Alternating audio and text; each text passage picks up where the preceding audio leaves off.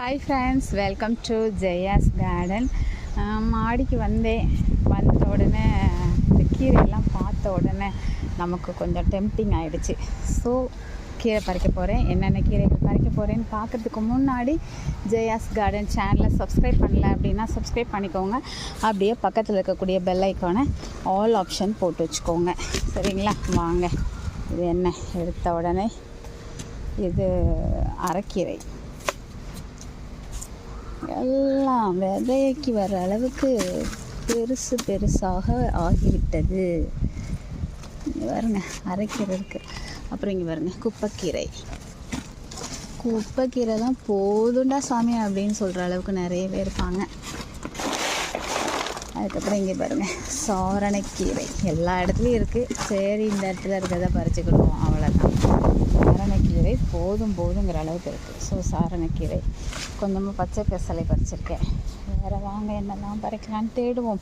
Daily பிடிங்கி தூர தாங்க போடுறேன் எல்லாத்தையும். கீரை அவ்வளோ கீரை வருது.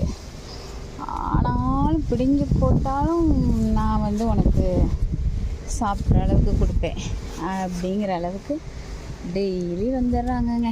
அதையே கேட்குறீங்க. அங்கடி செல்லும் முடக்கத்தால் நான் முழுசாக கொடுக்குறேன். ஏன் அப்படின்னா நிறைய இடத்துல வளர்ந்துருக்காங்க, அதனால் முடக்கத்தான் பிடிங்கிக்கிட்டேன். சும்மா எல்லாத்துலேயும் ஒன்று ரெண்டு அந்த மாதிரி. இந்த செல்லக்குட்டியை பறிக்கலைன்னா எப்படி? மாயன் கீரை. இந்த கீரையை கடைஞ்சிட்டோன்னு வச்சுக்கோங்களேன், எந்த சைடிஷ்ஷு குழம்பு எதுவும் வைக்கிறது இல்லை. எனக்கும் வேலை மிச்சம். நல்ல கொலைய சாதம் வச்சு இந்த கீரையும் வச்சு கடைஞ்சி சாரமாக புளிப்பாக சாப்பிட்டோன்னு வச்சுக்கோங்க, எதுவுமே தேவையில்லை. பச்சை பசலை இன்னும் கொஞ்சம் பறிச்சுக்கலாம், நிறைய இருக்குல்ல. மூணு இலை. அப்படி சிவப்பு பசலைக்கு போயிடலாமா? வாங்க, உள்ளுக்குள்ளே போயிடலாம்.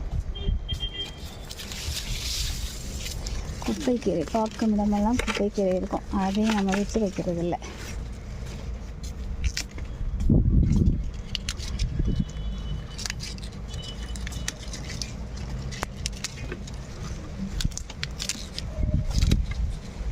எவ்வளோ செஞ்சாலும் சாப்பிட்ருவோம். நல்லா தாராளமாக வச்சுக்கலாம். வீட்டுக்கெல்லாம் கொண்டு வச்சுட்டு வரேங்க.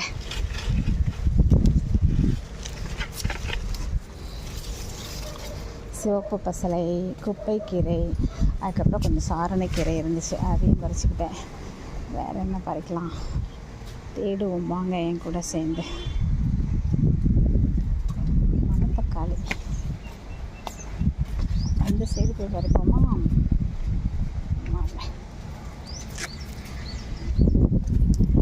பொடுதலை,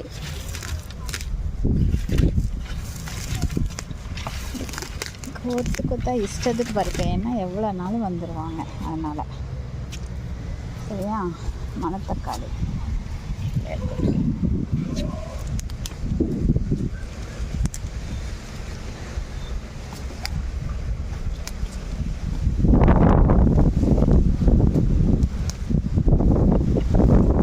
கேட்குறாங்க, கடையிறப்ப முருங்கைக்கீரை, அகத்திக்கீரை, மணத்தக்காளியெல்லாம் போடுறீங்களே கசக்காதா அப்படின்னு. கண்டிப்பாக கசக்காது.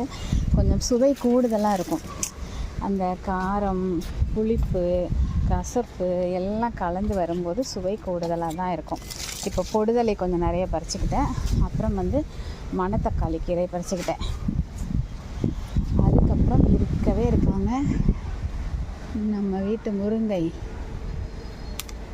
பூக்களோடையே பறிச்சிருவேங்க. பூக்களையும் சேர்த்து போட்டு கடைஞ்சிருவேன். காரணம் பூக்கள் அவ்வளோ சத்துக்கள் இருக்குது. ரெண்டாவது நமக்கு இது தேவையில்லை, காயெல்லாம் எனக்கு தேவையில்லை. எனக்கு இதுதான் தேவை. அதுக்கப்புறம் அகத்தி. வாங்கடி சொல்லுவோம், வர மாட்டேங்குங்க. பத்தியா எவ்வளோ மக்கர் பண்ணுறாங்க பாருங்களேன்.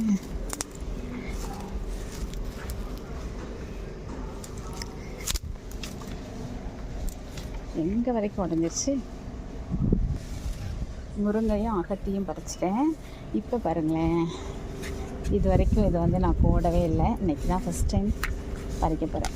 என்ன அப்படின்னா முள் முருங்கை. ஒரு 4 கொப்பு, 4ன்னு 4 12 இலைகள் இருக்குது, 12-15 இலைகள் இருக்குது. அதுக்கப்புறம் இவங்களை பறிக்க முடியுமா? இப்போ முள் பறிக்க முடியுமான்னு தெரியல. இந்த இவங்களெல்லாம் முழுசாகவே பறிச்சிடலாம். வாங்கடி சொல்லலாம், நீங்களாம் இங்கே நமக்குள்ள வேண்டாம் சரியா?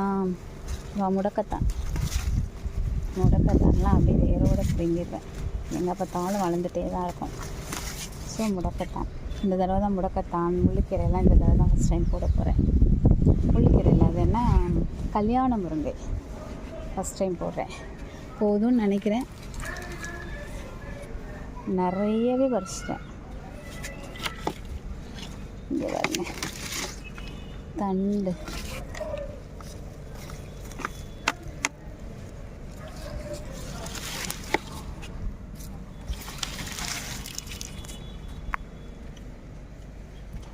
போதும்னு நினைக்கிறேன். இதுவே கடைஞ்சால் நிறையவே வருங்க. பாருங்க எத்தனை கீரை பறிச்சிருக்கேன். அகத்திக்கீரை, முருங்கைக்கீரை, அதுக்கப்புறம் மாயன்கீரை, அதுக்கப்புறம் வேறு என்ன பறித்தேன், முள்ளுக்கீரை, கல்யாண முருங்கை, அதுக்கப்புறம் தண்டுக்கீரை, அரைக்கீரை, அதுக்கப்புறம் வேறு என்ன பறித்தேன், சிவப்பு பசலை, பச்சை பசலை, அதுக்கப்புறம் வேறு என்ன பறித்தேன், தண்டில் கொஞ்சம் வெரைட்டிஸ், தண்டுக்கில் கொஞ்சம் வெரைட்டி பறித்தேன். எல்லா தண்டும் பறித்தேன்னு வச்சுக்கோங்களேன். அதுக்கப்புறம் மணத்தக்காளி பறித்தேன்.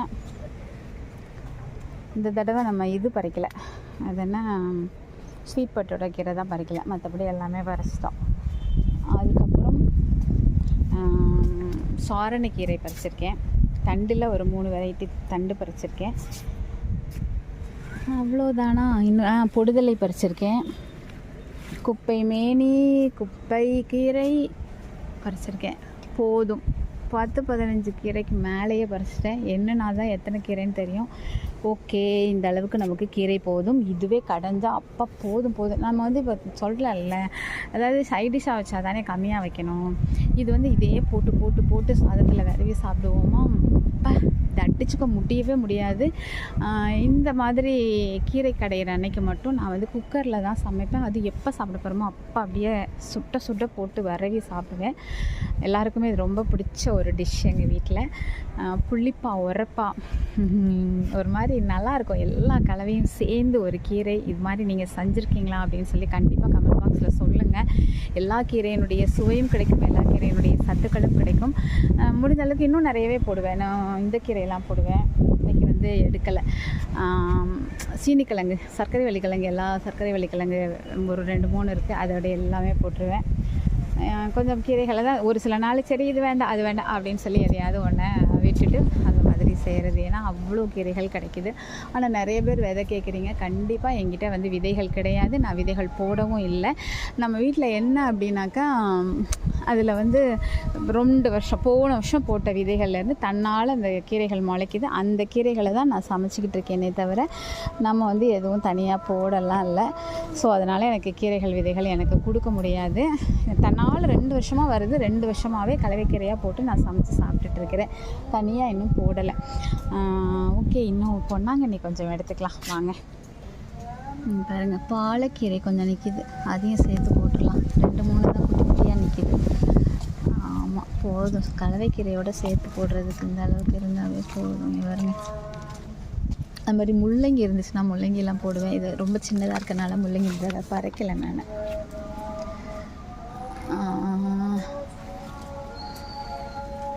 பொன்னாங்கண்ணி இருக்குது.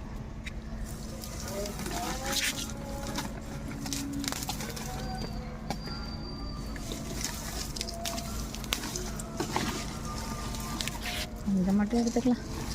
போட்டிங்கன்னா அவ்வளோ வந்துடுது, மொத்தமாக கையோடு வந்துடுது. நல்லா இருக்கா? இந்த அளவுக்கு பாலக்கீரையும் பொன்னாங்கண்ணியும் எடுத்துக்கிட்டேன்.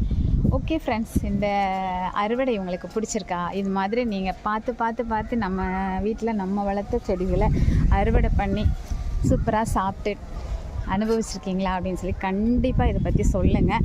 உங்களுக்கு இந்த வீடியோ பிடிச்சிருந்தது அப்படின்னா கண்டிப்பாக லைக் பண்ணுங்கள், ஷேர் பண்ணுங்கள், கமெண்ட் பண்ணுங்கள். மறக்காமல் சப்ஸ்கிரைப் பண்ணி தொடர்ந்து உங்களோட ஆதரவை கொடுங்க. Okay, bye. Happy gardening. Take கேர்மா.